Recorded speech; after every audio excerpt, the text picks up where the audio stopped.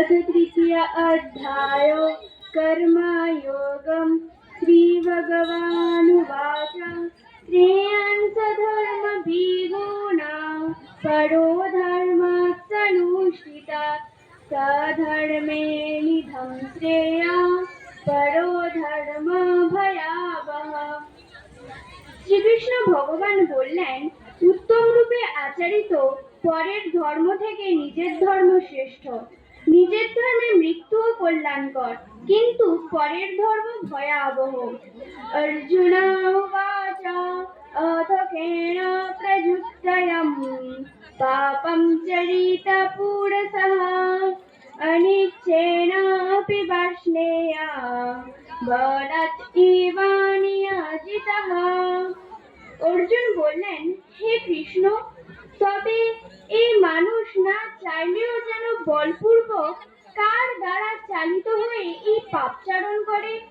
শ্রী ভগবান উবাচ কাম এষ ক্রোধ এষঃ রজগুণা সমুদ্ভবঃ মহসো মহাপাপম বিদ্ধি এনাইহ বৈরিণম।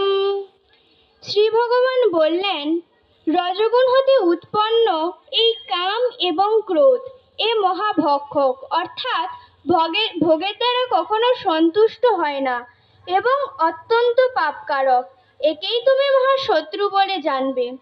ধ্রুমেন নাব্রিয়তে বহিরিয়া যথা আদর্শমলেন চ যথা উন্মেন যথা গর্ভা তথা তেনাইদম আবৃতম।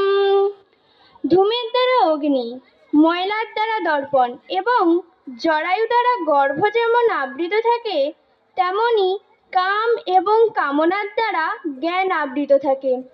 আবৃতম জ্ঞানম মেতেন জ্ঞানিন নিত্যা বৈরিণা কামরূপেণ কৌন্তেয়া দুষ্পূরেণালেন চ।